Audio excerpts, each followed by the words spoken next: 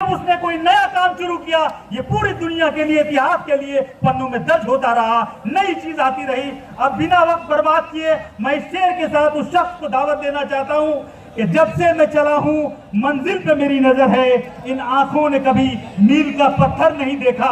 ये फूल मुझे कोई विरासत में मिले हैं, तुमने मेरा कांटों भरा बिस्तर नहीं देखा। बस इन्हीं शेर के साथ अपने सूत्रधार जनाब प्रशांत किशोर जी को दावत देता हूं।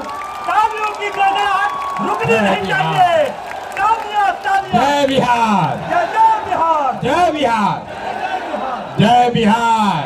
मन से आवाज नहीं आ रही है। जय बिहार, जय बिहार, जय बिहार। बहुत बहुत धन्यवाद। ए भाई, बहुत दिन से जन सुराज अभियान चल रहा है, 2-2.5 बरस से चल रहा है। अब लोग पूछ रहा है दल कहिया बनेगा, तो आज दल बनाने के लिए आप जुटे हैं। तो एक बार स्वागत कीजिए, ऊपर वाले का शुक्रिया अदा कीजिए। चुनाव आयोग की तरफ से जन सुराज को आधिकारिक तौर पर जन सुराज पार्टी के तौर पर स्वीकार कर लिया गया है।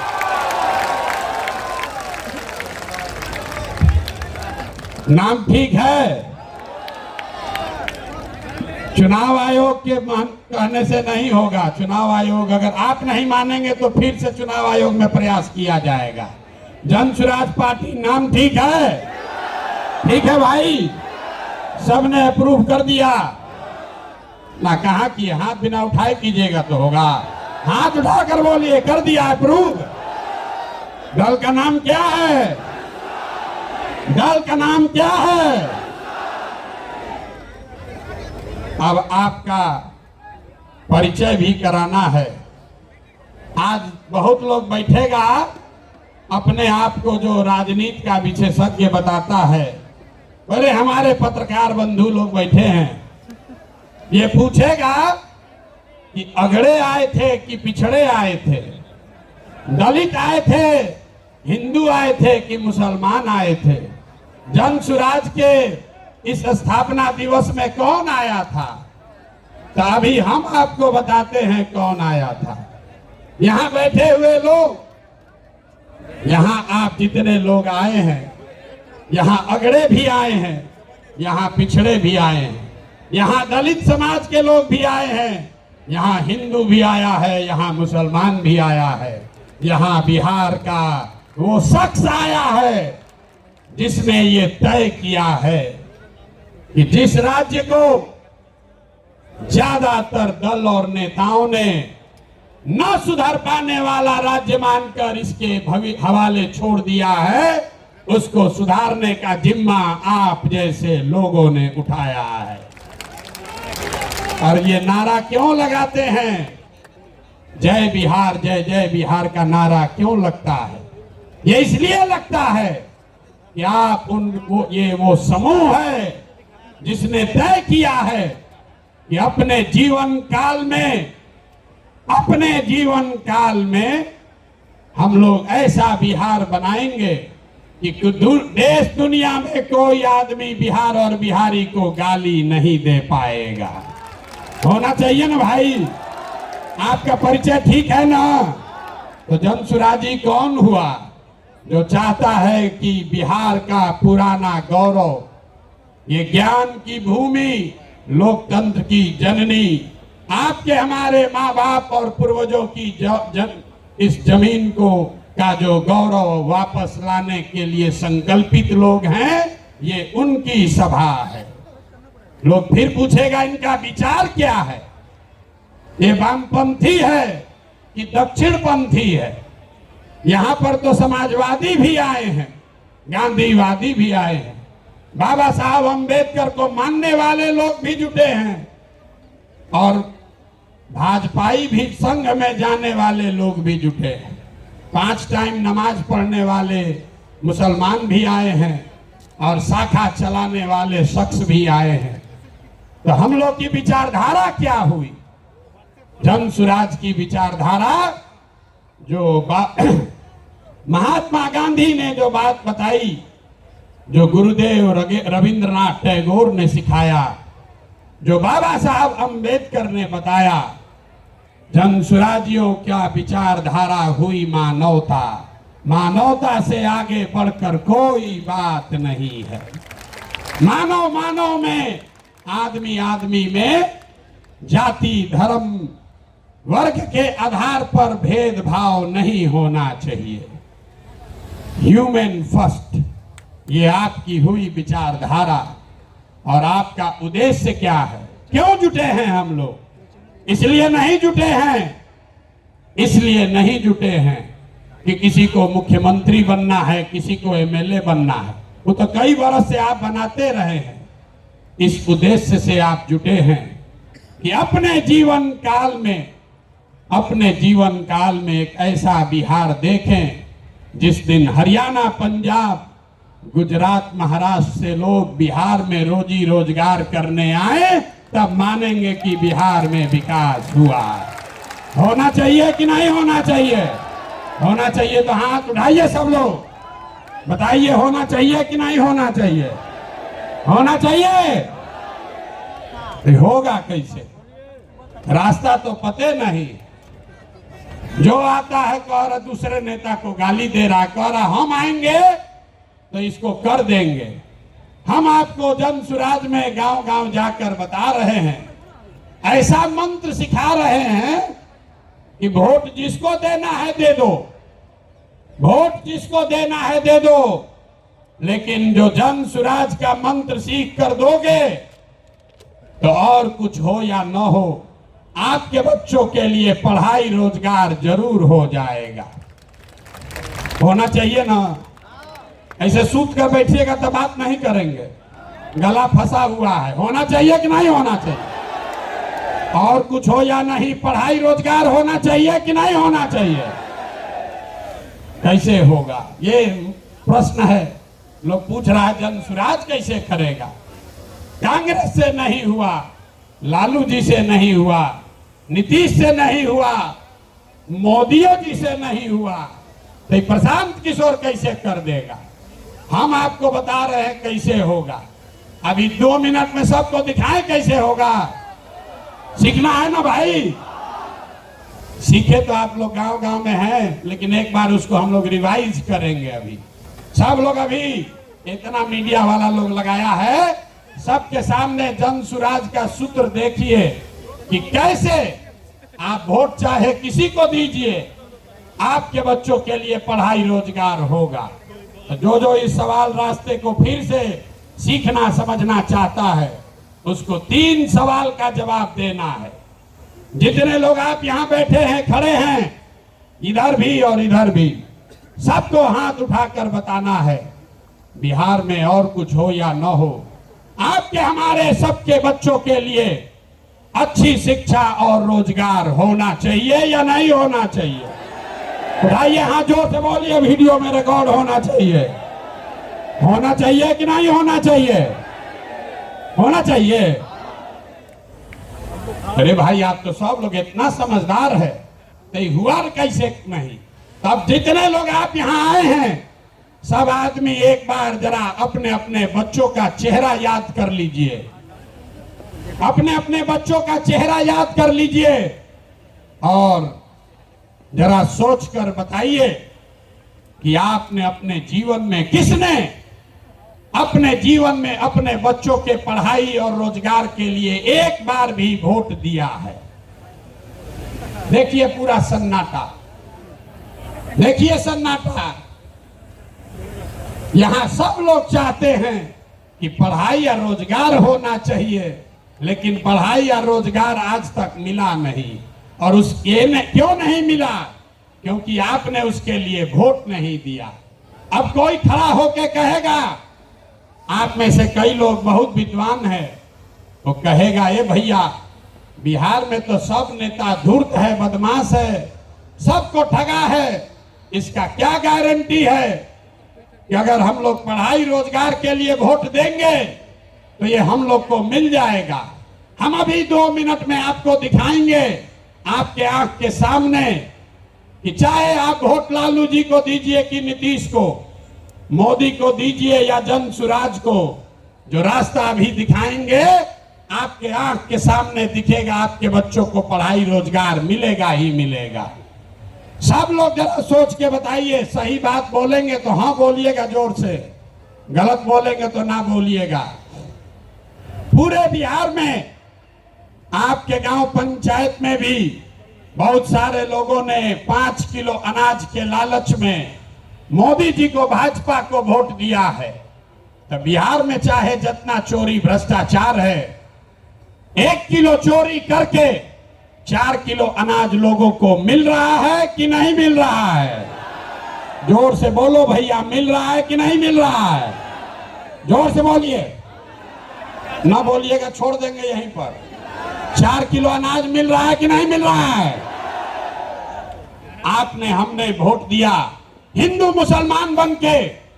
चुनाव से पहले लोगों ने कहा हमारा दशा कुछ भी हो, हमारे गांव का दशा कुछ भी हो, पहले अयोध्या में राम जी का मंदिर बनना चाहिए।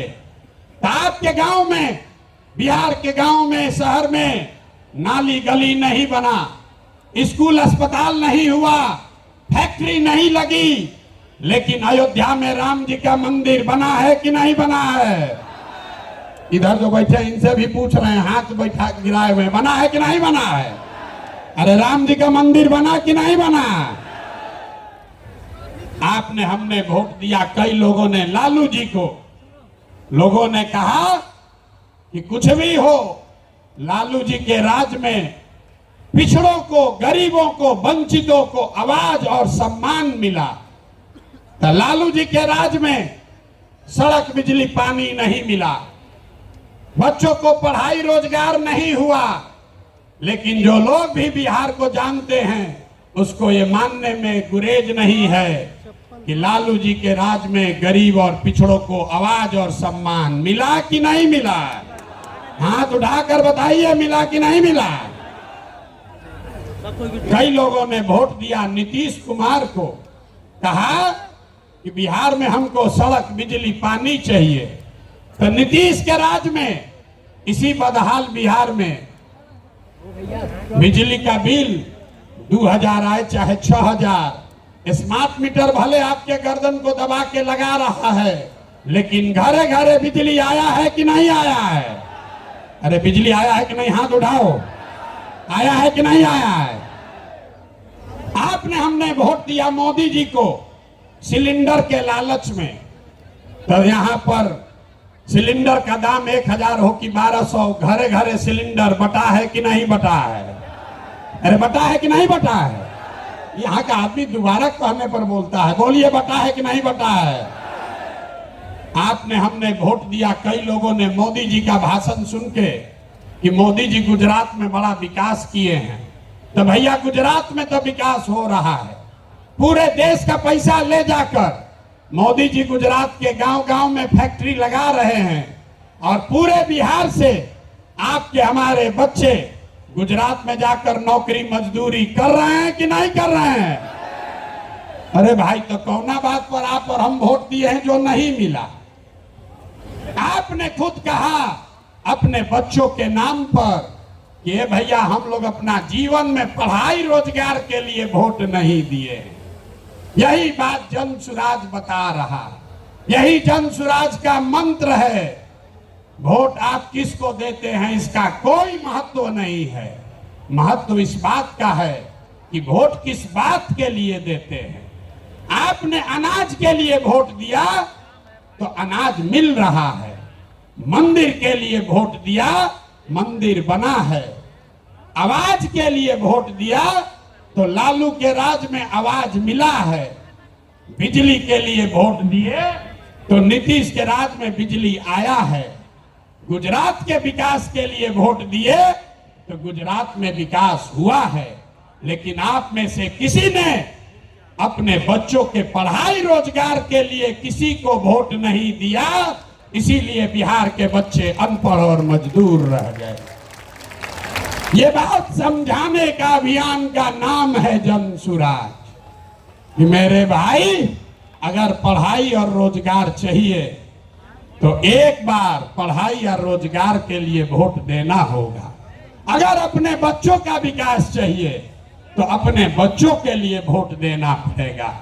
अब एक अंतिम सवाल, सब लोग जरा सोच के बताइए, और कुछ हो या ना हो, आपको अपने बच्चों की चिंता है या नहीं है? उठाइए हाथ और दिखाइए, है कि नहीं है? सब लोग हाथ उठाकर बताइए भैया, है कि नहीं है? तो बच्चों का भविष्य कैसे सुधरेगा? दुनिया में जितने विद्वान हैं उन्होंने बताया कि बच्चों का भविष्य सुधारने के लिए गरीबी से निकलने का 3 ही गो रास्ता है, पढ़ाई, जमीन और पूंजी। 3 ही रास्ता है गरीबी से निकलने का। अगर आप पढ़ लिख जाएगा, आपका बच्चा पढ़ लिख कर नौकरी रोजगार कर लेगा तो उसकी गरीबी खत्म हो सकती है। अगर आप पढ़े लिखे नहीं हैं, आपके पास जमीन हो तो खेती किसानी करके भी आपका बच्चे का जीवन सुधर सकता है।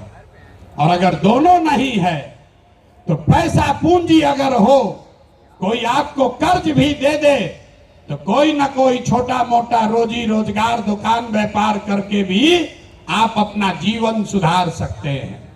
बिहार में ध्यान से देखिएगा तो यहाँ पर ज्यादातर लोगों के पास ये तीनों में तीनों चीज नहीं है।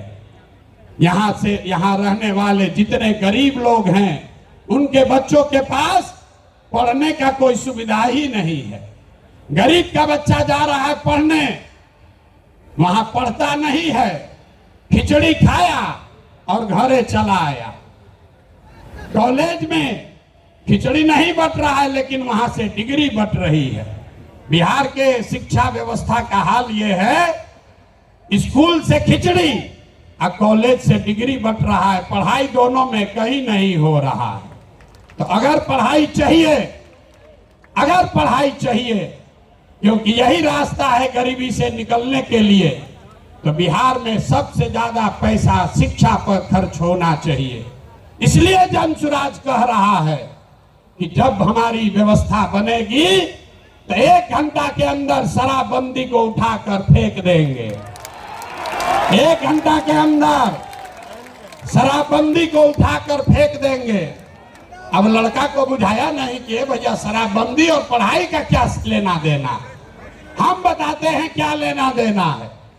अगर बिहार में विश्व स्तरीय विश्व देश का सबसे अच्छा शिक्षा व्यवस्था बनाना है तो 5 लाख करोड़ रुपया चाहिए।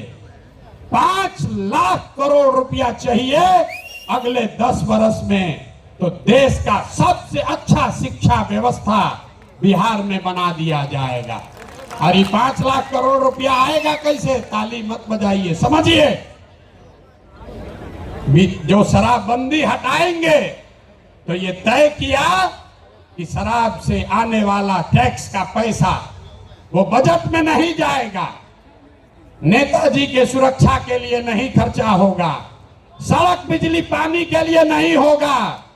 जितना शराबबंदी के टैक्स का पैसा होगा अगले 20 वर्ष बिहार में सिर्फ और सिर्फ नई शिक्षा व्यवस्था बनाने के लिए खर्च किया जाएगा। अब समझ में आया काहे हटाना चाहते हैं? हर वर्ष 20,000 करोड़ रुपया शराबबंदी के चलते नुकसान हो रहा है, तो 20 वर्ष के पैसे को, शराब के टैक्स को अगर आप नई शिक्षा के व्यवस्था के लिए खर्चा करें तो 4 लाख 5 लाख करोड़ रुपया बिहार के बच्चों के मुस्तकबिल को बदलने के लिए उपलब्ध हो जाएगा। तब आपकी सभा में पूछ रहे हैं, बताइए ये योजना लागू होना चाहिए कि नहीं लागू होना चाहिए? ना, जोर से बोलिए। शराबबंदी हटाकर उस पैसे से नई शिक्षा व्यवस्था बनाना चाहिए कि नहीं बनाना चाहिए? ना बोले, हाथ ना उठ रहा है अभी, हाथ उठाकर बोलिए जोर से। ना, जिसको ना बोलना है ना बोलो, बोलिए हटना चाहिए कि नहीं हटना चाहिए? हटना चाहिए। तो हम ये नहीं कह रहे हैं कि शिक्षा व्यवस्था बनाएंगे, उसका रास्ता भी आपको बता रहे हैं। 5 लाख करोड़ रुपया जुटाएंगे इसी बिहार से और ऐसी शिक्षा व्यवस्था बनाएंगे कि पूरे देश से लोग जैसे नालंदा विक्रमशिला में पढ़ने आते थे वैसे यहीं पर पढ़ने आएंगे, तभी बिहार ज्ञान का भूमि फिर से बनेगा। होना चाहिए ना? तो एक बार जोर से ताली बजाइए, तो बजाइए जोर से ताली। ना हुआ? अरे अपने बच्चों के शिक्षा व्यवस्था के लिए आप इतना ताली भी नहीं बजा रहे हो यार, जोर से बजाइए ताली। इस सदन ने इसको अप्रूव कर दिया ना, शराबबंदी जाएगा, नई शिक्षा व्यवस्था आएगी। दूसरा रास्ता ये 15 बरस से ये शिक्षा व्यवस्था से क्या होगा? 0 से 15 साल, 15 साल से कम उम्र के आपके जितने बच्चे हैं वो इतना बढ़िया पढ़ लेगा कि उसको बिहार की व्यवस्था पर वो बोझ नहीं बनेगा। हम लोग सरकारी विद्यालय में पढ़े हैं, लेकिन हमको नाली गली नहीं चाहिए, हमको अनाज सरकार से मुफ्त में नहीं चाहिए, क्योंकि हम अपने पैर पर काबिल हो गए हैं। तो पहला लक्ष्य है कि 15 साल से कम उम्र के बच्चों के लिए इतनी अच्छी शिक्षा व्यवस्था बना दी जाए कि आने वाली पीढ़ी में कोई बच्चा बिहार की व्यवस्था पर बोझ न बने। लेकिन जो 15 साल से ज्यादा हो गया, अब तो कैसे पढ़ेगा? वापस नहीं पढ़ सकता है। तो उसके लिए जन सुराज का दूसरा सूत्र है, 15 साल से 50 साल के उम्र तक के लोगों को जो फिर से वापस जाकर पढ़ाई नहीं कर सकता है, उसके लिए जन सुराज का मंत्र है, हर हाथ में उसको सरकारी नौकरी मिले या न मिले। हम कह रहे हैं कि साल भर में पलायन रोक देंगे, लोग कह रहा है कैसे रोक देगा? अभी इसी सभा में बताते हैं कैसे रोक देंगे। जन सुराज का मंत्र है, सरकारी नौकरी मिले या न मिले, 10 से 12 हजार रुपया का रोजी रोजगार सबको मिलना चाहिए। और ये मिलेगा कैसे?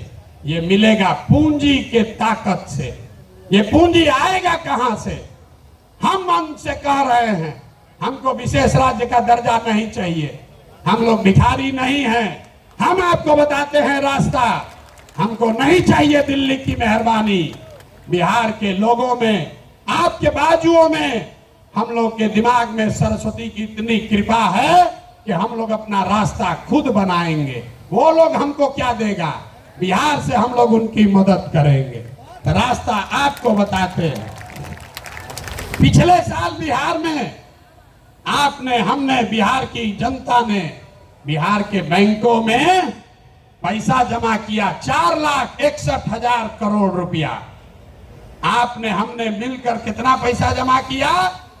4,61,000 करोड़। और बैंकों ने हमको ऋण कितना दिया, लोन कितना दिया? 1,61,000 करोड़। बाकी 3 लाख करोड़ रुपया कहां गया? ये कोई चर्चा नहीं कर रहा। हम आपको बताते हैं कहां गया। बैंकों ने ये पैसा, आपका हमारा गरीब बिहार का पैसा यहां से उठाकर गुजरात में, तमिलनाडु में, कर्नाटक में, आंध्र प्रदेश में भेज दिया। रिजर्व बैंक का आंकड़ा है, वो कहता है कि बिहार में अगर 100 रुपया लोग जमा करते हैं बैंक में, तो बैंक वाला 40 रुपया वापस लोन देता है। और गुजरात में अगर गुजराती 100 रुपया बैंक में जमा करता है तो उसको 90 रुपया वापस लोन मिलता है। तो अगर बिहार में बैंकों में जो पैसा हम लोग जमा कर रहे हैं, लोन के तौर पर 70% पैसा भी अगर वापस मिलने लगे, जो देश का विधान है, बैंकों को 70% पैसा वापस देना ही देना है, ताकि आप मोटरसाइकिल खरीद सकें, घर बना सके, बिजनेस कर सके, खेती कर सके। लेकिन बिहार में बैंक दे रहा है 40 पैसा। तो इसलिए ये तय किया गया कि बैंकों को ये मजबूर करेंगे कि तुम बिहार का पैसा ले जाकर गुजरात और तमिलनाडु में नहीं दे सकते हो। इसका फायदा क्या होगा?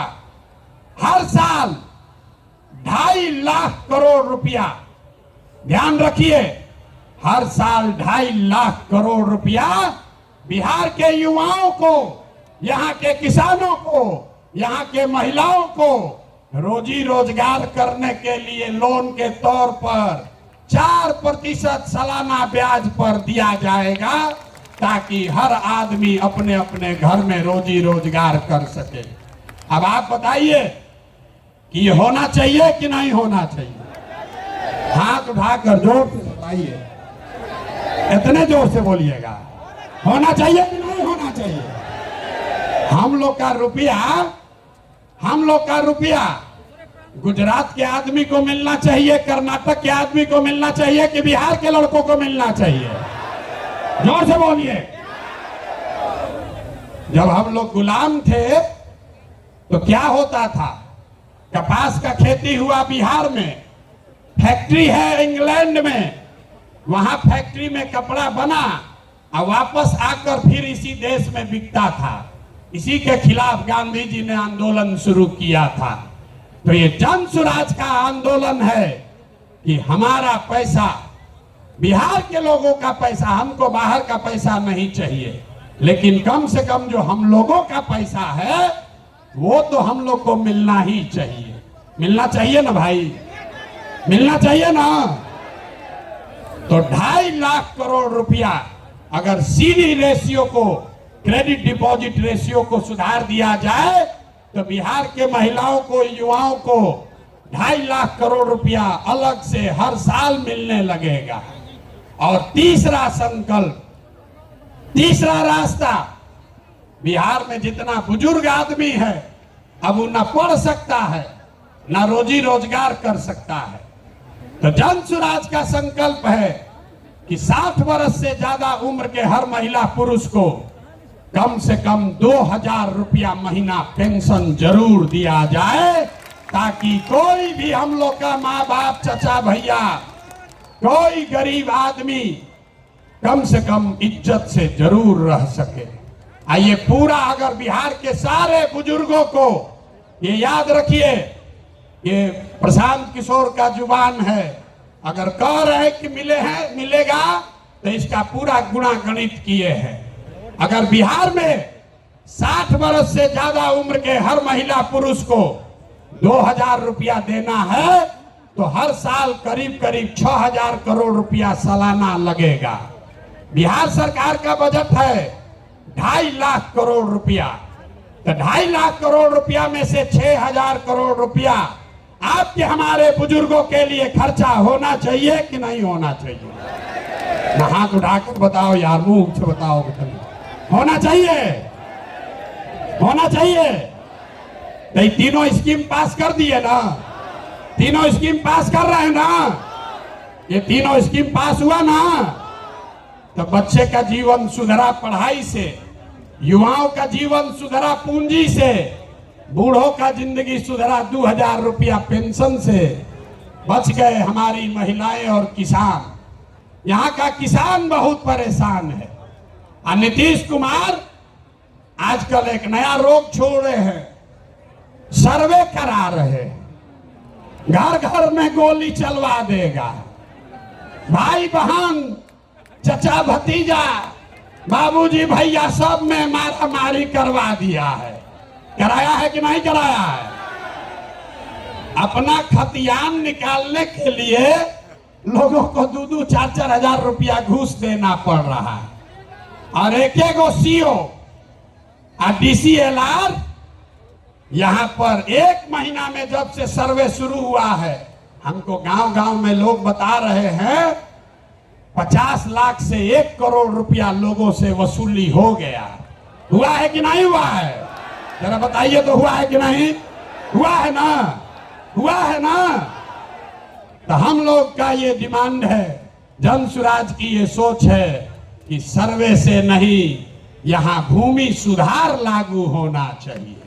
जब सरकार को पते नहीं है कि भूमि का मालिक है कौन, रजिस्टर टू उसके पास अपना ही नहीं है, नीतीश के सरकार को यह पता ही नहीं है कि जमीन है किसका, और आपसे कह रहा है कि तुम बताओ कि तुम्हारा है कि तुम्हारे बहन का है। ये देखिए नीतीश कुमार को। तो इसलिए किसानों की बदहाली दूर करने के लिए जन स्वराज का संकल्प है कि 5 बरस लगेगा, लेकिन यहाँ पर पूरी तरीके से भूमि सुधार लागू किया जाएगा ताकि जमीन की प्रोडक्टिविटी को, ओनरशिप को ठीक किया जा सके। एक आंकड़ा याद रखिए, यहां समाजवाद की सरकार चली है, सामाजिक न्याय का बात हुआ है, लेकिन बिहार में 100 में 60 आदमी, 100 में 60 लोग भूमिहीन हैं, उनके पास जमीन नहीं है। पूरे देश में 100 में सिर्फ 38 आदमी के पास जमीन नहीं है, लेकिन बिहार में भूमि सुधार लागू नहीं होने की वजह से 100 में 60 आदमी भूमिहीन है। इसलिए जन स्वराज का एजेंडा है कि अगर किसानों का जीवन सुधारना है तो सबसे पहले भूमि सुधार लागू करना है। और दूसरी बात, मजदूरी। खेती को, बिहार का जो खेती है वो खाने वाला खेती है, इसको कमाने वाला खेती अगर बनाना है तो लोगों को मदद देनी पड़ेगी। गांव देहात में हम लोग क्या कहते हैं, लोग कहता है कि भैया कटिया करने आए हैं, कमाने के लिए लुधियाना जाएंगे, रोपनी करने आए हैं, कमाने के लिए गुजरात जाएंगे। आदमी खेती करने आया है, कहता है कि हम खाने के व्यवस्था करने आए हैं, कमाने के लिए बाहर जाएंगे। तो इस व्यवस्था को बदलने के लिए जन स्वराज का मंत्र है कि खाने वाली खेती नहीं, कमाने वाला खेती होना चाहिए। और जितने लोग खाने वाला खेती, धान गेहूं को छोड़कर बढ़िया सब्जी मसाला का खेती में जाएंगे, उसके लिए मजदूरी मुफ्त कर दिया जाएगा। अब आदमी कहेगा ए भैया पैसा कैसे आएगा, तो जैसे पढ़ाई का आपको पैसा का रास्ता बताए, युवाओं को रोजगार का पैसा का रास्ता बताए, बुजुर्गों के पेंशन का पैसा का रास्ता बताया, तो वैसे ही आपको बता रहे हैं कि किसानों के लिए मजदूर मुफ्त कैसे मिलेगा। बिहार सरकार को हर साल अगर हम चाहें तो 10,000 करोड़ रुपया हम लोग को मनरेगा के तहत मिल सकता है। तो अगर मनरेगा के मजदूर को खेती से जोड़ दिया जाए, किसानों को खेती करने के लिए मनरेगा का मजदूर दे दिया जाए, तो बिना 1 रुपया एक्स्ट्रा खर्चा के हर वो किसान जो अपना खेती बेहतर करना चाहता है उसको मजदूर मुफ्त में मिलेगा और उसके लिए 1 रुपया खर्चा नहीं होगा। नुकसान किसका होगा? जो मनरेगा में 40% पैसा लोग कमा रहे हैं, उनका बड़ा भारी नुकसान होने वाला, क्योंकि मनरेगा का मजदूर अगर सीधे किसान को मिल जाए तो किसान अपने मजदूर से काम भी कराएगा और उसकी आमदनी भी बढ़ेगी। अब एक अंतिम महिला बच गई। महिलाओं का अगर जीवन सुधारना है, सब महिला हमको गांव-गांव में कही है भैया हमको रोजी रोजगार करने के लिए कुछ साधन दीजिए। तो हम लोगों ने तय किया कि बैंकों को ये कहा जाएगा कि जो भी महिला लोन लेना चाहती है रोजी रोजगार के लिए, उसको 4% सालाना पर 4%, अभी जो जीविका वाला चल रहा है इसमें 2-2.5% महीना का लगता है, सालाना 30% ब्याज। और हम लोग कह रहे हैं कि सिर्फ 4% सालाना पर हर वो महिला जो कोई ना कोई रोजी रोजगार करना चाहती है उसको सरकारी गारंटी पर लोन दिया जाएगा और बाकी का 6% सरकार देगी। होना चाहिए ना भाई? तो एक बार जरा हाथ उठाकर बताइए, 5 एजेंडा पास कर रहे हैं आप? ये 5 एजेंडा पास कर रहे हैं ना? इसको आगे बढ़ाया जाए ना। ये 5 से भला होगा ना बिहार का? तो ये सब हो जाएगा तब ना होगा जब सरकार बनेगा। सरकारें नहीं बनेगा तो खाली भाषण होगा। तो सरकार बनाने के लिए लोग कहे ये भैया पैदले चलते रहिएगा, पार्टियां न बनवाइए, तो पार्टी बन गया। पार्टी बन गई, लेकिन हमने आपसे वादा किया था कि हम इसके नेता नहीं बनेंगे। नेता तो कोई बिहार का लड़का ही बनेगा, कोई बिहार का बच्चा बनेगा।